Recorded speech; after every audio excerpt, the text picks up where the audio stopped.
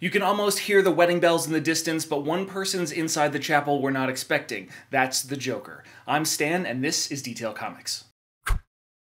What's up, everybody? This is an iRate review, the show where I go over a comic book, its story, its art, give you my impressions, and let you know whether it's something you should go back to the comic book shop for or not. Make sure you subscribe to get more of these every single week.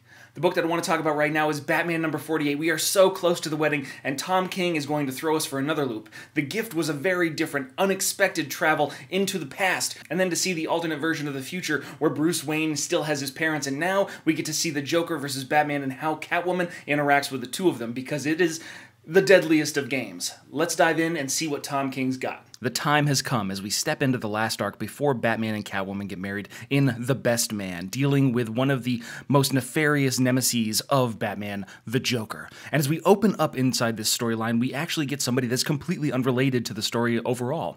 There's a prayer that just keeps happening as this bang, these gunshots are heard in the background as this man keeps praying over this altar, this one-man vigil that he's holding, trying to save himself. And unfortunately, as it's punctuated at the end in a giant open spread, bang is the last thing that we hear from the young man. But that leads us into who is actually pulling the trigger, which we have an idea, and that is the Joker. And as he starts singing what appears to be the Batman theme song, you know, na-na-na-na-na-na-na-na-na-na-na-na-na, Batman, as he comes crashing through the window. And that's when we get into a lot of the insanity, a lot of the chaos that really deals with these things. You know, Joker grabs a hostage immediately, the bride from this wedding that he's ambushed, and he's just like, if you move 1 inch, and then all of a sudden just shoots her in the head, just removing any kind of threat that this hostage was to Batman. And it's just like, oh my God, you know, it's the first hint that this Joker is unhinged. He can't even remember what his own plan is, and Batman just starts punching Joker in the face, just smashing him over and over until Joker grabs the gun and puts it to Batman's head, having another hostage. And then it's the same lines repeated. You move 1 inch and I'll blow this guy's head off, which happens to be Batman. And then as Joker goes through the explanation as to why he's here in the first place, he decided, you know what, I'm already in a church and I've killed everybody, so I should go to a church and kill everybody so that way Batman comes. And before he had a chance to go to another church, he already killed everybody, and bang, he just shoots Batman in the head. And it's just very similar. It's playing over the same thing, because if you think about it, the definition of insanity is doing the same thing over and over again and expecting a different result. And that seems to be the kind of play that we have over the entirety of this issue.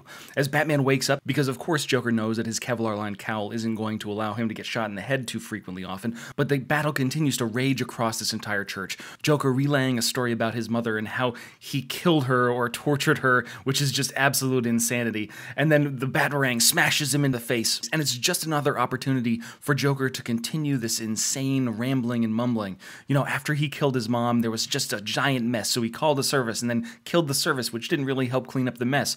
If anything, it made it worse, and it's just trying to be relatable in these very insane moments. And then he finally finds his last hostage, holding the gun to his own head. And because of Batman's kind of code of ethics, he's not one to allow Joker to shoot himself in the head. And that's where the standoff comes. Joker makes his way up towards the pulpit, still reciting a variety of different things, talking about faith, talking about grace, talking about salvation, as he kneels before this stained glass window, and he asks Batman to come pray down beside him, otherwise he's going to shoot himself in the head. So Batman does, and he joins him, and he says a small prayer. My mother is dead, but I am not. Life is good, long as I don't get shot. And he sits there talking to Batman and asks a relatively honest question. Am I your best man? As the pulpit explodes because Joker forgot that he placed a bomb inside the cross because, well, it could be funny. But that is where things kind of come to a culmination for the issue. We see him get up. Since Joker knew where the bomb was, he perhaps shielded himself a little bit more, leaving Batman to take the brunt of the blow. He holds up his gun, aims it at Batman's head, and then that long shot outside of the church again where we see the bang. And who is out there waiting but Selina Kyle? She recites everything that Batman said to her before. Stay here, he's insane, he could kill you, he could hurt you, stay there. As she dives in, ready to save her Batman. And that's where we end with part 1 of The Best Man.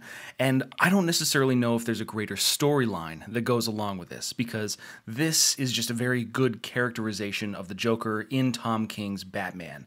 It's not necessarily giving him depth, it's not necessarily giving him another kind of facet that we didn't necessarily know about. However, it illustrates exactly what kind of person this Joker is. The level of insanity, how unhinged he is, the chaotic nature, and the fact that he he still feels this emotional tie to Batman for some reason. You know, whether he's serious or not in asking about whether he's his best man, just the fact that that thought crossed his mind shows a level of attachment to this particular person. And then it also shows Batman's continued operation in isolation, because he leaves one of his greatest assets, the woman that he loves, somebody that is just as prominent a fighter as he is, outside because he's worried for her safety. And she, because of her care for him and wanting to support him, does so, even though it's against both of their best interests. And that's probably the facet that we're really going to explore in part 2 and part 3 of this before we get to the wedding. And whatever happens here, this is going to have serious repercussions for what happens in issue number 50 and beyond. So I'm excited to see where Batman goes. The Best Man is a really interesting storyline, and I can't wait to see where the Joker goes, especially when he starts to go toe-to-toe with Catwoman. So I want to know what you guys think. Mikhail Janin's art was fantastic in this.